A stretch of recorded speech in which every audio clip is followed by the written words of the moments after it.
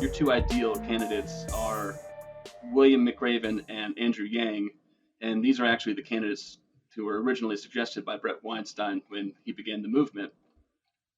Why do you see these as two ideal candidates, and in what ways do they satisfy Unity's main criteria, which is that they be patriotic, highly capable, and courageous? Yeah. I think first of all, they're sort of known entities in the Unity 2020 community and beyond. I'll start with McRaven. Um, McRaven served in the military and the Navy as a Navy SEAL, and then became the Chancellor of University of the Texas System. Uh, he's very well spoken and inspirational, with a couple of his speeches going viral about hard work, dedication, trying to set goals, trying to be the best person you can be. He has a lot of integrity and near universal respect, which I think is something that if you're going to convince Democrats to vote for someone like this, they're really going to want someone who's the opposite of Trump. And I think that McRaven is definitely someone who fits the bill in that respect. I think he's also could be similar to the next kind of President Eisenhower. Eisenhower was the general of D-Day, and I think that McRaven has that same sort of qualifications. Where he's coming from as a Navy SEAL, and I think that he really understands. The Republic really understands the values of this country and is perfectly willing, capable, and able to uphold them. In terms of Yang, I think the message of this election and the 2020 candidates for the Democrats were you wanted someone who's very diverse. That was the whole. You had people like Kamala Harris, people like Elizabeth Warren, people of color, women, and the two candidates at the end were Joe Biden and Bernie Sanders. Two kind of old white guys, and I don't think a lot of Democrats really wanted that. I think Democrats wanted someone who was more diverse. I think Andrew Yang definitely fits that bill. He's also data driven. He's popular on the left and on the right.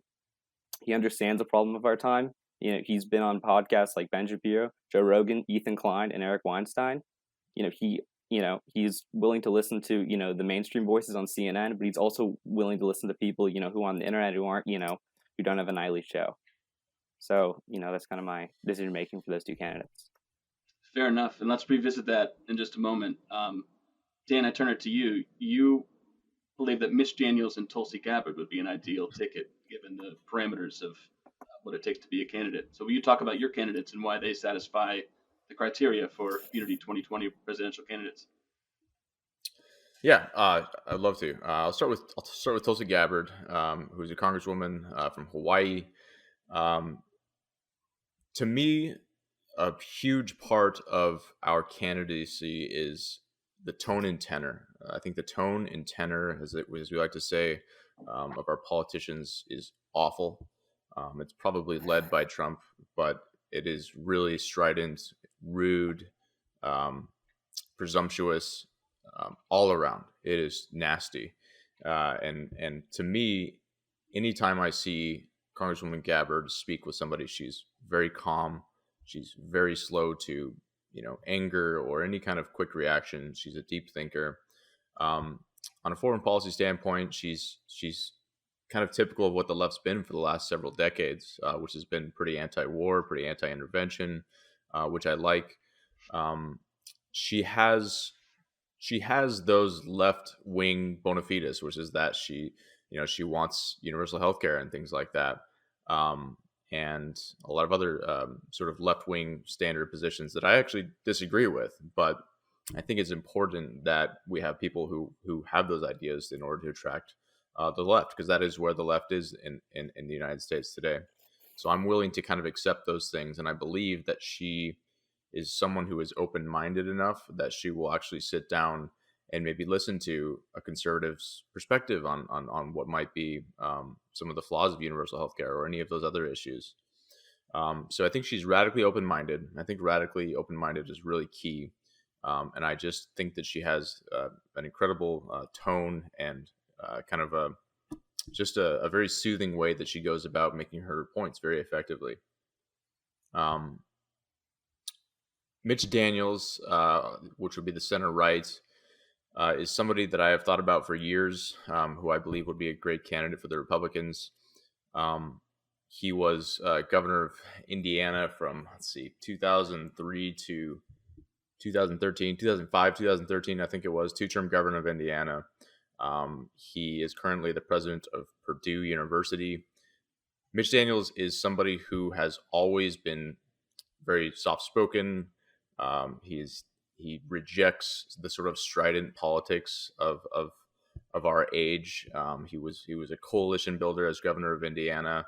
I think he even requested that Republicans just stay away from social issues for a couple of years so that they could work on things where they could make progress, because the social issues were just there was no way to make progress on those things. He's the grandson of Syrian immigrants, which so he has that kind of immigrant story in his family background. He wants to make the State of the Union kind of a thing of the past. Like, he doesn't believe that the president should be going in front of Congress and giving a big partisan rally speech, basically, which I think is brilliant, and that's actually the way it used to be for many, many years. He has conservative bona fides. He